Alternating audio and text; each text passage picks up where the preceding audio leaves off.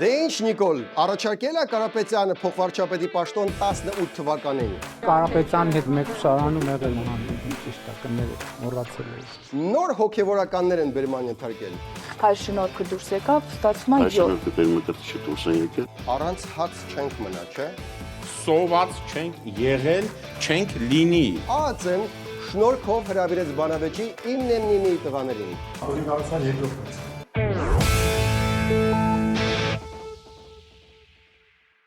Բարև ձեզ սիրելի YouTube-ահեր, դուք դիտում եք Arm Comedy եւ այսօր շատ յուրահատուկ հաղորդում է, այսօր Okay, ես չեմ ասի, ես կտամ ձեզ մի քանի վայրկյան ժամանակ, փորձեք կռահել, ինչն է այսօր սովորականից տարբեր։ Չեք զգում։ Նարեկը չկա, այո, նարեկը չկա, կա իրեն հավերժացնող այս նկարը, բայց նարեկին ցավոք սրտի բերման են ենթարկել ոչ ԱՑ, այլ Կիպրոսի մարաթոնը։ Անիծվի այդ մարաթոնը։ Բայց փորձենք լայքել, բաժանորդագրվել եւ սկսել այս հաղորդումը պահելով վառ հիշատակը Նարեկի վերջին խոսքերով։ Հեռանալիս նա ասեց. մեջբերում եմ. Շնորհակալ ենք մեր գլխավոր գործընկեր GTB Holdings-ին գերմանական տեխնոլոգիաներով Արարատում հայկական արմատուրա ստեղծելու համար։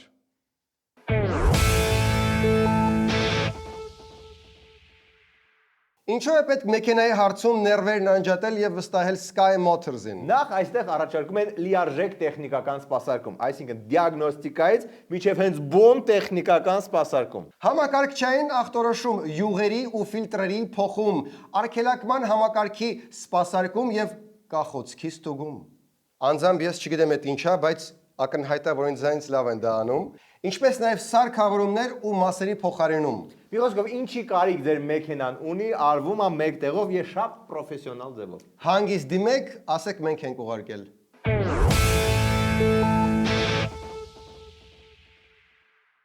Եվ այսպես Սերժա Քոչարյանական ոդքասթներից հետո եկավ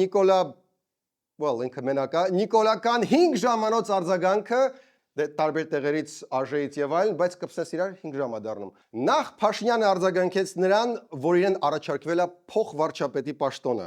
Դե Սերժը կուլտուրական մարդ է, չասեց, որ Կարեն Կարապետյանն առաջարկել, բայց դա ենթադրվում էր։ Դե ինչ Նիկոլ, առաջարկել է Կարապետյանը փոխվարչապետի պաշտոն 18 թվականին։ Կարեն Կարապետյանի հետ հանդիպում չի եղել, որ Կարեն Կարապետյանի հետ հանդիպում լիներ ուղիղ եթերում։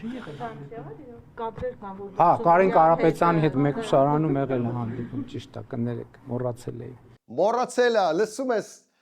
Նարեկ, մոռացել է, զատո չի մոռացել այն մյուս հայտարարությունը, ըստ որի արևմտյան դեսպաններն էին ուզում օգնել։ Խոսում է դեսպանների մասին, ես հատուկ այդ թեմայով դեսպանների հետ հանդիպում եմ արել եւ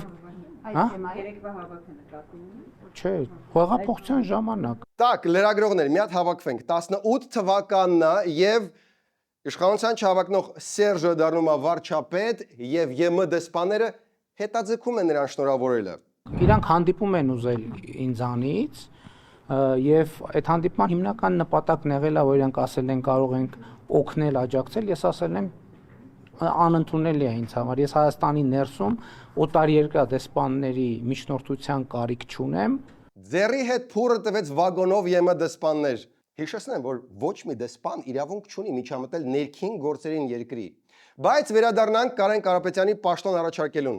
Առաջարկել է։ Նախ ասեմ փոխվարչապետի մասին, ընդհանրապես երբեք որևէ մեկի հետ ընդհանրապես տենց ակնարկ եւ խոսակցություն ընդհանրապես որևէ մեկի հետ չի։ Որևէ մեկի հետ ոչ միայն փոխվարչապետի, որևէ պաշտոնի մասին որևէ խոսակցություն ընդհանրապես չի եղել։ Եկեք ես փորձեմ հանգուցալուծել այս Սերժ Նիկոլ Կարեն Կարապետյան Երանկյունի շղթան թյուրիմացությունների պատրաստեցնարես։ Ոչ մեկին հետաքրքիր չի, ու այդքան հետաքրքիր չի, ինչ առաջարկվել այն ժամանակ։ Եկեք կենտրոնանանք այն մյուս ոչ կարևոր հարցերի վրա։ Օրինակ Սերժի նամակը, որը պետք է հանրայնացվի 19 թվականի ԵԱՀԿ այն առաջարկի հետ միասին։ Իսկ Սերժ Սարգսյանի, այո, Սերժ Սարգսյանի նամակը հիմա ես հանձնարարել եմ գաղտնազերծման գործընթացը տեղի ունենում, չէ, ինչի ծուղված։ Այլ երկրի ղեկավարի ուղղված։ Մինչ մասնագետները գաղտնազերծում են Սերժի Նամակը այլ երկրի ղեկավարին, երևի շատ sense սկոչած ցելոֆանի մեջ դրած է ու sense լավ հիմա մի ձև բացում են դա։ Ես ուզում հիշեցնել, որ վերջին անգամ որ sense ինտրիգ էր, հեսա նայեք ինչ եմ հանրայնացնելու, վերջում դուրս եկավ գրիչ, որը Հրայր Թովմասյանը նվիրել էր Փաշինյանին։ Նենց որ եկեք շատ մեծ ակնկալիքներ ստեղից չունենանք։ Ուրիշ առանց գրիչների ինչ որ մի բան անենք։ Ես լրագրողներին առաջարկում եմ առանց տեսախցիկների, առանց բանի, հա, նույնիսկ առանց գրիչների, եթե պայմանավորում ենք, որ ինֆորմացիան կոնֆիդենցիալ է, առանց հեռախոսների եւ եթե որևէ մեկը ստանձնի ցուցակ ձևավորի այն լրագրողների, ովքեր պատրաստ են նաեւ հետագայում որևէ կոնֆիդենցիալության կանոնները պահել, ես ձեզ պատրաստ եմ տանել եւ մոտիկից ծանոթացնել եւ շների հետ եւ կատուների հետ։ Նախ Փաշինյանը նկատի ունի ռոբոտ շներին ու կատուներին ու մյուս զենքերը, գաղտնի զենքերը, որոնք ձեռք են բերել ու նա մտածում է, որ շատ լավ միտք է տանել լրագրողներին ցույց տալ այդ գաղտնի զենքերը այն ակնկալիքով, որ լրագրողները կնայեն, կասեն, օքեյ, դե մենք հիմա կլռենք ամբողջ կյանքում։ Պապիկյան, խնդրում եմ հուշի, որ այդքան լավ միտք չէ, այդքան մարդու ցույց տալ զենքերը, գաղտնի զենքերը։ Եթե մեր քաղաքացիները ծանոթացել են վարչապետի հայտարարությանը, ապա նրանք կարող են կազմել խմբեր, դիմել համապատասխան հասցեով, նամակ ուղղել, եւ այդ խմբին մենք կարող ենք ծանոթացնել մեր տեղական եւ նաեւ ձեռք բերված սպառազինության միջոցներին։ Շնորհակալ եմ։ Խի, արա, խի, ես հիշեցնեմ, որ ԿՊ-ն չկարողացավ նույնիսկ սեփական էնդեմիկ Հովիկ Աղազյանին բացատրել, որ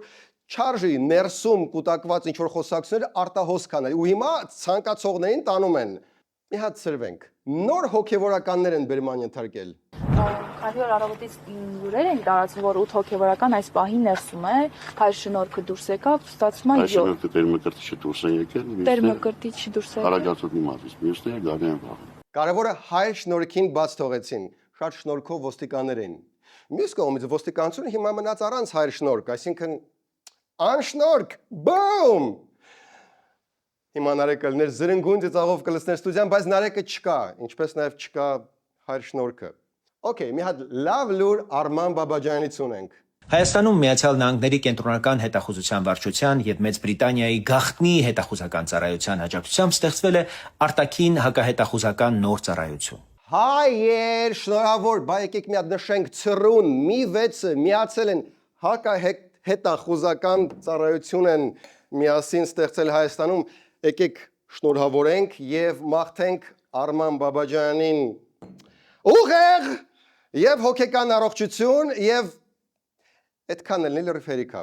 Իրականում այնքան գաղտնի է այդ ծառայությունը, որ նույնիսկ Փաշինյանը դրա մասին չգիտեր։ Ինչ։ Բացառում եմ։ Բացառում եմ, որ ստեղծվել է եւ ես չգիտեմ։ Եվ նույնիսկ բացառում եմ, որ առանց իմ որոշման նման բան կարող է ստեղծվել։ Արա, դե կոնկրետ մարդկանց անում է։ Նայեք ինչքան ուրախ էր Խզմալյանի Ցրաշով տեսակը այս լուրից։ Հակահետախուզությունը կանխում է սաբոտաժը, բացահայտում է, թե ով է փորձում գնել մեր որոշումները, կաշկանդում է կոռուպցիոն միջանցքները եւ պաշտպանում է մեր արտաքին գործարքների մաքրությունը։ Հիմա Ամերիկայի ու Բրիտանիայի հատուկ ծառայությունները նայում են ու խույվորում են։ Արա, դա պետք է գաղտնի քններ կամ մի հատ էլ դաբլ չեք անեն, կարող է ինչ-որ բան բացել ենք, տեղյակ չենք, մոռացել ենք։ Իսկ այդ ընթացքում Նարեկ Կարապետյան եւ Թաքեր Քարլսոն հարցազրույցը տալիս է իր դառը պտուղները։ Ուրեմն այս Նարեկս այս քյասի բչե հայտարարություն անում Թաքեր Քարլսոնի մոտ, որ Նիկոլը հարցակվում է եկեղեցու վրա։ Ինչից բնականաբար Թաքերի մոտ սենց ռեակցիա ելնում։ Wow. Արդյունքում Քարլսոնը պատմա այն մյուս ամերիկացիներին, որ սենց բան է կատարում Հայաստանում ու Դոնալդ Թրամփի տղեն, որը ենթադրաբար պետք է գար Հայաստան, որոշումա չգա։ Թրամփի որդու Հայաստան չգալը չեղարկվել է հենց այդ հարցազրույցից հետո։ Գիտեք, մենք նման այցի վերաբերյալ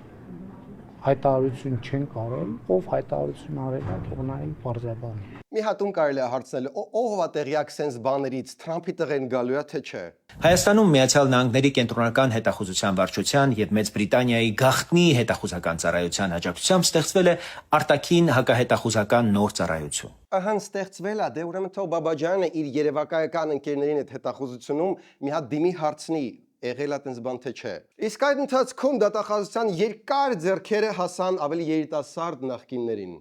14 անշարժ գույք ու 2 միլիարդ 653 միլիոն դրամ է դատախազությունը պահանջում նախկին փոխվարչապետ Արմեն Գևորգյանից ու նրան փոխկապակցված անձանցից։ Դե ինչ եք միանգամից մտածում, որ ապօրինի է։ Կարող է խիեն ես պաշտպանում։ Մարդը 2 միլիարդ ունի։ Կարա նորմալ փաստաբաներ վարձի, որ պաշտպանեն։ Բայց ոչ Ռոբերտ Ամստերդամին, նախ ինքը զբաղված է, երկրորդ ինքը քաքի ցանկացած գործի մեջ։ Բայց մի հատ մանրամասն լսենք նախ գույքի մասին, թող մատաղ սերունդը լսի մոտիվացվի, որ լավ սովորելով, լավ աշխատելով եւ ինչ որ ժամանակ նախագահի օգնական լինելով ինչերի կարելի է հասնել։ Գույքերը մեծամասամբ գտնվում են կենտրոն վարչական շրջանում, Հյուսիսային պողոտայում, Տերյան 66 հասցեում, ինչպես նաև Կոտայքի մարզում ունենք գույքեր։ 14 անշարժ գույքից այս պահին հայտնի է 9-ի շուկայական արժեքը մոտ 5 միլիարդ 25 միլիոն դրամ։ Բարի նախանձ։ Вообще եկեք խմենք, որ մեր միջի հայկական են բարի նախանձը հանկարծ չվնասի Արմեն Գևորգյանի գործերին։ Ուղղակի ինքը համեստ մարդ է, ու քանի որ Հովիկ Աբրահամյան ավարի Կոգորդիլոսի բաճկոնով չի գալի դատականիստի, այդքան չի զգացում, որ 5 միլիարդ ունի։ Բայց նաև լավ լուր, դատախազությունը նրա մոտ գտել է նաև օրինական եկամուտ։ 2022 թվականին Արմեն Գևորգյանին պատկանող օրինական եկամուտը կազմել է 443 միլիոն 310 հազար 150 դրամ։ Դե 443 միլիոնը իհարկե 5 միլիարդ չի, բայց հեյ, կարելի է յոլա գնալ, իսկ դուք մնացեք մեզ հետ երկրորդ մասում կիմանանք ինչ սորտի ցորեն են մեզ ուղարկել ղազախները եւ ինչու համար են բերման ենթարկվել իմն են նիմի տղեկը։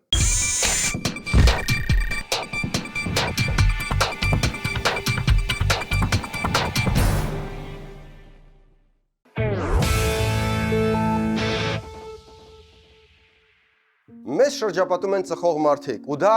այդքան նորմալ չի, բայց փորձենք էմպաթիայով մոտենալ։ Եթե որոշել եք, որ պետք է լինեք ծխող մարդ,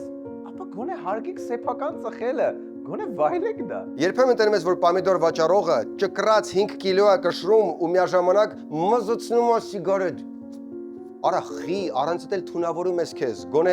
վայելելով ու ճաշակով արա դա։ Կամ փողոցով քայլող շտապող մարդ, տեսնում ես համ ծխում է, համ խոսում է այդ ընթացքում, համ ղուլաբ է տալիս, խառն է ինքը։ Եթե մեկը պետքա ծխեք, ապա կանգ առեք, թողեք մյուս գործերը ու կենտրոնացեք ձեր թոքերը փչացնելու վրա։ Մալյարկա անելով ծխելուց ոչ վայլում եք, ոչ առողջություն եք ձեր ամրապնդում։ Մի 5 րոպե պաուզա վերցրեք, ծխեք, այլանդակեք ձեր թոքերը, հետո վերադարձեք գործին։ 21-րդ դարն է վերջը։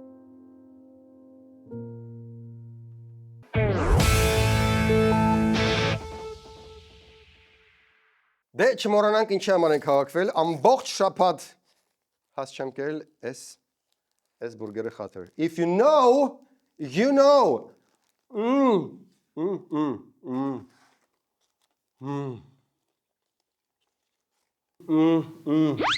Սաղ կերար անասուն, մենակ։ Ինձ մի պահտված Կիպրոսից վերադարձավ զուտ if you know-ի խաթր։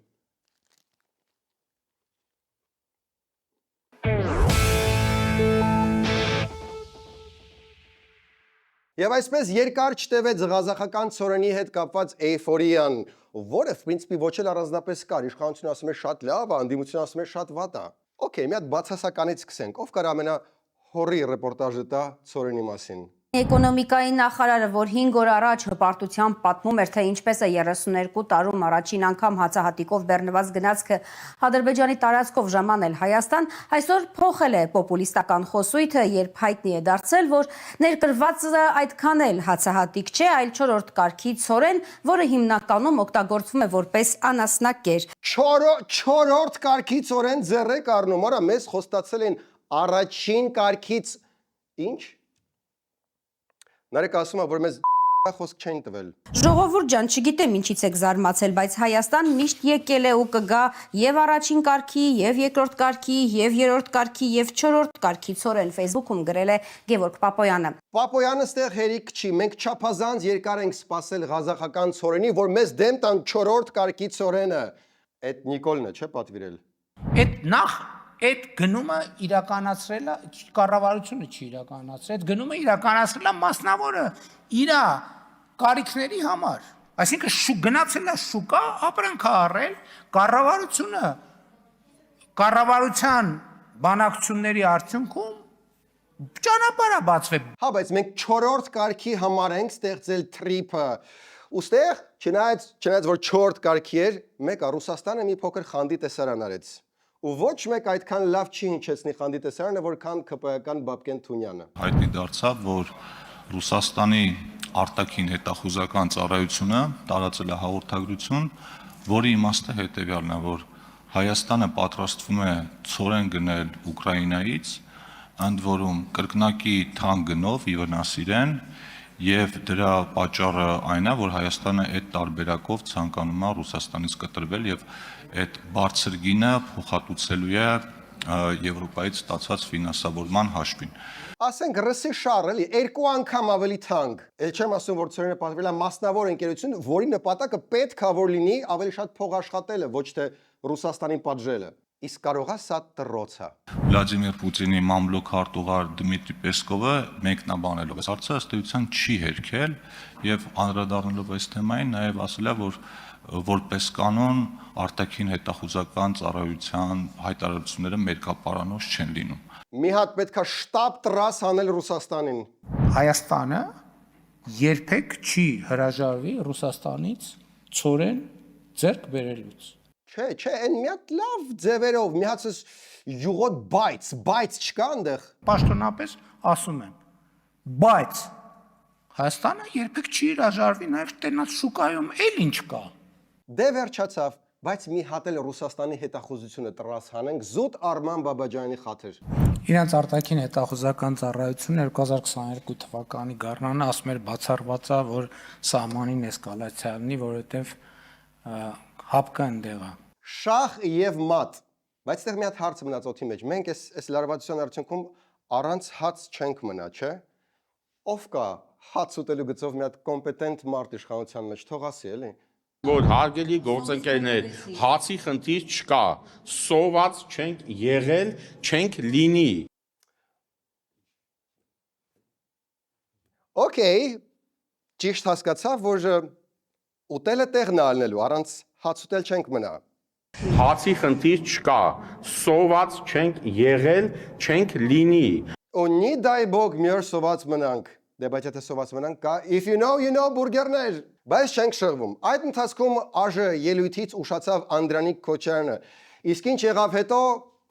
կլասիկ Անդրանիկ Քոչարյան։ Ազգային ժողովի հարգելի փոխնախագահ, հարգելի գործընկերներ, անախորժ իրավիճակ էր առաջացել եւ մեր ինդիմադիր մամուլ անմիջապես վերնագրերը դրեց։ Ում պատճառով տեղի ունեցավ այս խոչընդոտը։ Մարդը 20 րոպե ուշացել է սեփական ելույթից ու հարց է բարձրացնում, ում պատճառով է ուշացել։ Տատուս պատճառով, տատս է մեղավոր, որ ուշացար։ Ասեմ, որ ենթադրում եմ, որ իմ պատճառով եղել, որի համար ներողություն եմ խնդրում։ Վստահ չեմ, բայց բացառված չի, որ 20 րոպե ուշանալը տեղի ունեցել, որովհետև ուշացել եմ, ավել պակաս կներեք։ Դե, բայց նաև ինչ Անդրանիկ Քոչարյան, եթե վերջում նաև չքաքի ուրիշի ջեբը։ Բայց միաժամանակ ուզում եմ նշեմ, որ մեր քարտուղարությունը արժի, որ ավելի ուշադիր լինի, երբ որ ելույթ ունեցողից հետո անմիջապես ես պետք է ունենամ, գոնե դուրս գալուց ինձ պետք է զգուշացնեիք։ Այստեղ ես ընդունում եմ իմ մեղքը, բայց նաև նշում եմ, որ դուք թերացել եք։ Հարգելի քարտուղարություն, Թաթուլ Սողոմոնյանին ողոված։ Թաթուլ պիտի վիզ դնես մյուս անգամ։ Դու մեզ պարտքես 20 րոպե Անդրանիկ Քոչարյանի հետ։ Ինչևէ, վերջում Քոչարյանը իր ելույթը կարդաց, ես իմից չկար, բայց ընթացքում նաև ասեց, որ կրիմինալը երկրում քչացել է։ Ինչը չվրիպեց սիրելի Գառնիկիս կրիմինալից վախեցած աչքերից։ Օրինակ, ինձ ոնց կարաք համոզեք, որ ես 13-րդ անգամ հանցագործության մասին հաղորդում ներկայացնեմ, եթե 12-րդ անգամ հաղորդում եմ ներկայացրել հանցագործության մասին, եւ այդ 12-ը չեն բացահայտվել։ Հիշեցնեմ, որ սիրելի Գառնիկի մեքենան մի 15 անգամ թալանել են, իսկ ոստիկանությունը չի կարողանում գտնել ով այլ է, ինչ այլ է, գրնոս։ Ամեն դեպքում ինձ թվում է, եթե այդքան թալանել են մեքենան, այդտեղ էլ պարկովկա մի արեք։ Եվ ինչ պատասխանեց այս ամենին Քոչարյանը։ Անցյալ տարվա հարցումները կարծում եմ վստահության տեսանկյունից ներքին գործերի նախարարության կառույցի նկատմամբ վստահությունը 67% էր։ Այն տակի 33%-ն էլ սիրելի Գառնիկն է։ Ինչևէ, ոնց որ վստահության խնդիր կա։ Հարցը նրանում չի, թե մենք շատ ենք այդ վստահելիության հարցը կապված է բացահայտելու հանգամանքով։ Անձով չի պայմանավորված։ Եվ շատ կարևոր է այդ որ բացահայտվեն այդ դեպքերը, ոչ թե առավոտը գալիս են տեսնում են մեկի ավտոյի կեսը չկա։ Կեսը չկա այդ ավտոյի։ Ու տենց 12 անգամ ռեալ էլ եկեք ուրիշ տեղ պարկով կանենք։ Բայց քանի որ Սերելի Գառնիկը շատ նեղվեց, որ մեքենան 12 անգամ թալանել էր, Անդրանիկ Քոչարյանը գեղեցիկ ձևով հանգստացրեց նրան։ Տարել են։ Ուշացել եք։ Եղել են դեպքեր, որ արդեն մեքենայի ոչինչ չկա։ Կապոտից սկսած։ Շախ եւ մատ չգիտեմ դեռ ում։ Այդ ընթացքում գլուխ բարձրացրեց նոր թեժ թեմա 19 թվականին փաստաթղթի զուգահեռ բանավեճ նախկինների հետ։ Իշխանության պահանջը այստեղ անսպասելիորեն խստանում է։ Բայց այդ բանավեճերին ներկայանալու համար գոյություն չունի սանկցիա եւ կա կարծիք, որ պետք է նաեւ նախատեսվի որոշակի սանկցիոն ինչ-որ մեխանիզմ, որով բերման կենթարկվեն, ինչքան էլ տարօրինակ է ասել, այս մարդիկ, որպեսզի վերջապես այդ բանավեճերը տեղի ունենան։ Ժողովրդավարության բաստիոնը մի քիչ խստանում է, որովհետև մեզ պետքա ժողովրդավարություն, ժողովրդավարության համար պետքա բանավեճ, իսկ որպեսզի լինի բանավեճը պետքա զորով, ԱԱԾ-ով բերել երկրորդ եւ երրորդ նախագահներին այդ բանավեճի,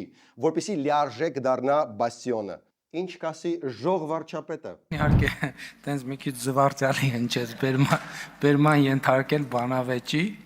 Զվարճալի հնչեց, բայց ոնց որ դուր եկավ այս ամեն ինչը ժողովարչապետին, ես նույնիսկ պատկերացնում եմ ոնց է ԱԱԾ-ն ներխուժում ու սենց բերման ենթարկում, բերում մի սենյակ ու ասում է «Վсё, պետք է բանավիճեք», բայց տենց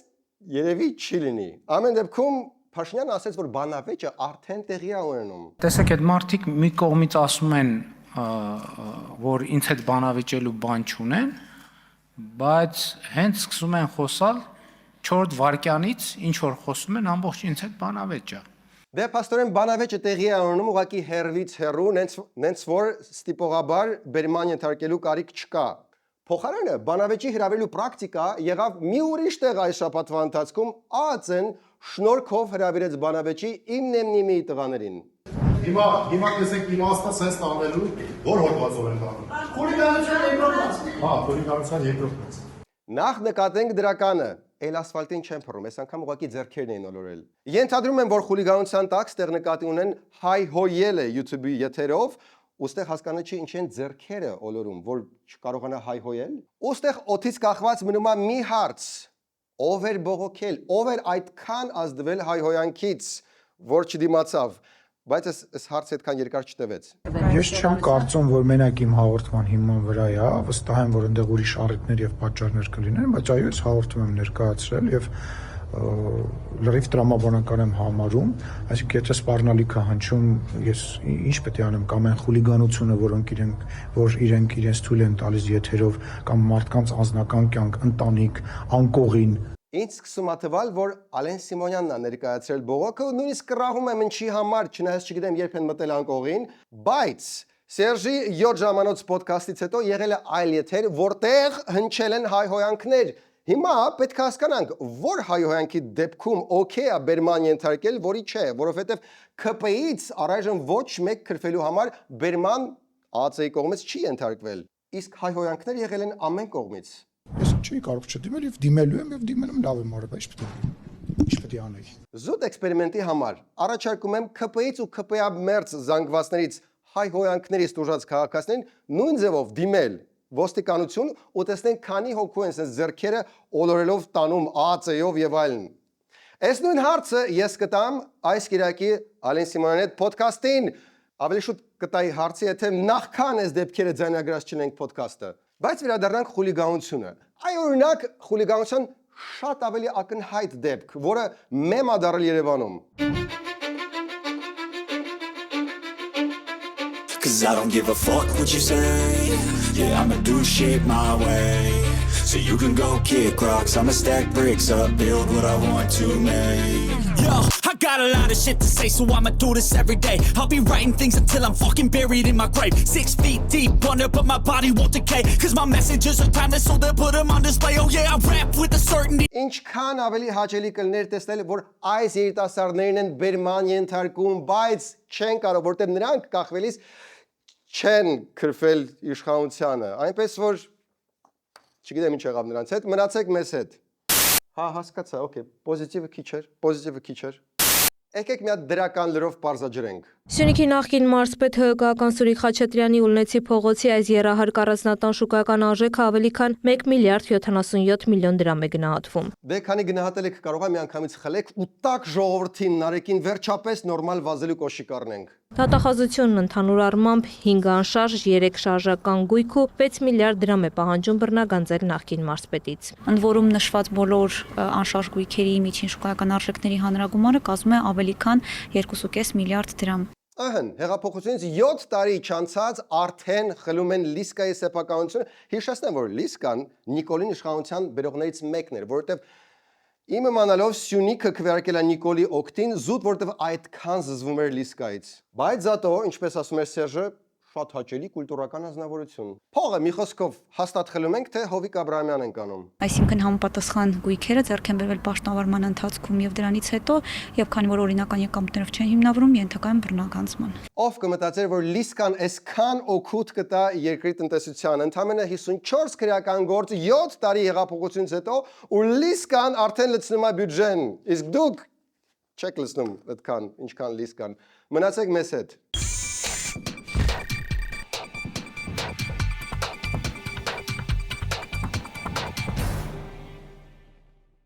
Մեր ֆինանսական գործընկեր FL Consulting-ը կազմակերպում է երորյա սերտիֆիկացված տրեյնինգ ձեր բիզնեսի համար։ Քանի որ ամեն ինչ աշխարհում թվայինացվում է, պետք է պատրաստ լինել ցանկացած սցենարի եւ իրավիճակի, այսինքն անպային հաշվարկներ, մեծ տվյալներ, արհեստական բանականություն եւ այլն։ Ժամանակից հետ չմնալու համար ու ավելին ձեր բիզնեսը հետ չգցելու համար պետք է առաջ անցնեք ձեր մրցակիցներից։ FL Consulting-ը ստեղծված է հենց դրա համար, հենց որ շտապեք։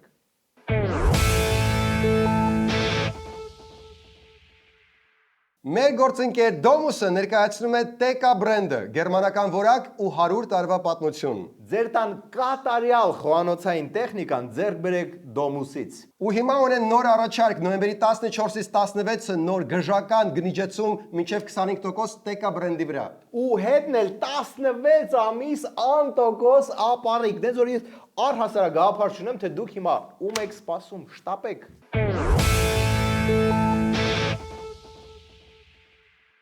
Արմ կոմեդին այսօր այսքանն էր, վերջում դիտեք օրվա վիդեոբոցը։ Հայաստան ապրում է իր վերջին 500 տարվա պատմության լավագույն շրջանը։ Շատ դժվար է անել փակում առանց Նարեկի, բայց հնարավոր է, ինչպես նաև վարել հաղորդումը։ Դա չի նշանակում, որ չպետք է վերադառնաս Նարեկ, եթե լսում ես ինձ։ Հիշեցնեմ, որ այս Կիրակի օրվա Ալեն Սիմոնյանի հետ ոդքասթը ձայնագրվել է նախքան 9-ի դեպքերը, ու չնայած դրա բավական թեժ եւ առանց վերապահումների ոդքասթ ալնելու, այնպես որ կհանդիպենք Կիրակի։ Միացեք Arm Comedy Patreon-ին եւ այսուհետ ածխաջրերը ոչ թե ձեզ կչաղացնեն, այլ հակառակը լավ կնիհարացնեն։